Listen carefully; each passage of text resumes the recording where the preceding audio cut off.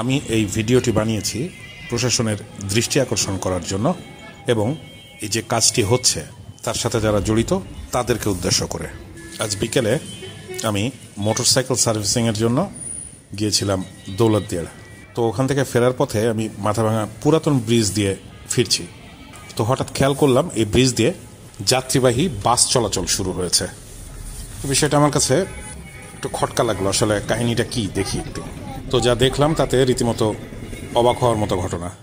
2021 সালে চলাচলের জন্য মানে ভারী যানবাহন চলাচলের জন্য অনুপযোগী ঘোষণা হওয়া, ঝুঁকিপূর্ণ ঘোষণা হওয়া এই মাথাভাঙা পুরাতন ব্রিজের উপর দিয়ে যাত্রীবাহী বাস চলাচল করছে এভাবে। এই পুরাতন ব্রিজটির বয়স কিন্তু 63 বছর, 1962 সালে তৈরি করা হয়েছিল।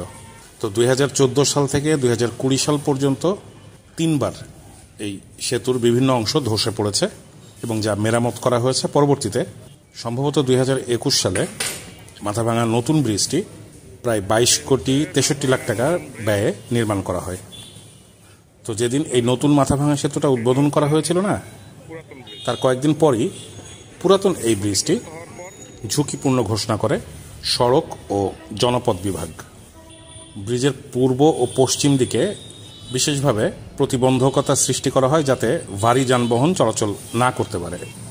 গত 4-5 বছরে যা হয়েছে সেটা হলো আস্তে আস্তে এই প্রতিবন্ধকতা সৃষ্টিকারী সেই ঢালাই মানে কংক্রিটের সেই পিলারগুলো উধাও হয়ে গিয়েছে এবং এখানে আগে যেরকম বাস স্ট্যান্ড ছিল না লোকাল বাসের, ঠিক সেভাবে বাস স্ট্যান্ড বসে গেছে এবং এখান থেকে বাস ছাড়ছে। মাথাভাঙা পুরাতন ব্রিজটা আসলেই ঝুঁকিপূর্ণ, আপনারা দেখেন, এবং ভারী যানবাহন চলাচলের জন্য একেবারে অনুপযোগী। এটা বিকল্প হিসেবে থাকতে পারে, কিন্তু কোনোভাবেই এই যাত্রীবাহী বাস চলাচল করা ঠিক হচ্ছে না। এটা আগে হতো রাতের আধারে, আমি দেখেছি নিজে। রাতের আধারে এরকম লোড ট্রাক, তারপর আন্তঃজেলা বাস যেগুলো চলাচল করে সেগুলো চলতো এই পুরাতন ব্রিজ দিয়ে। আস্তে আস্তে দিনের বেলাও এই পুলিশের সামনেই শুরু হয়েছে বাস চলাচল। তো আমি এই বাস কাউন্টারের কাছে গেলাম, গিয়ে দেখলাম যে পুলিশ ডিউটিতে আছে এবং ওখানে যিনি দায়িত্বরত কর্মকর্তা ছিলেন তাকে জিজ্ঞাসা করলাম যে আপনি এই বিষয়ে কিছু জানেন কিনা।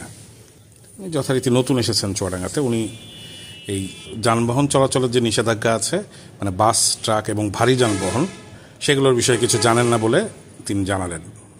এই পুরাতন ব্রিজ দিয়ে এভাবে যাত্রীবাহী বাস চলাচল করলে যে কোনো সময় বড় সড়ো দুর্ঘটনা ঘটলে তার দায় কে নেবে?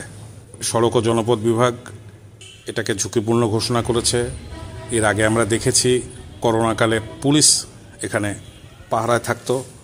করোনার লকডাউন উঠে যাওয়ার পর বহুদিন দেখেছি ট্রাফিক বিভাগের সদস্যরা এই ব্রিজের মুখে দায়িত্ব পালন করত এবং তারা ভারী যানবাহন চলাচল করা থেকে বিরত রাখত। আমি ঠিক জানি না যে এই বাস চলাচলের অনুমতি কারা দিল আর কিভাবে শুরু হলো। যাই হোক, বিষয়টি সংশ্লিষ্ট কর্তৃপক্ষ দেখবেন, এটাই আমার আশা। যে যেখানে আছেন ভালো থাকবেন, সুস্থ থাকবেন। আল্লাহ হাফেজ।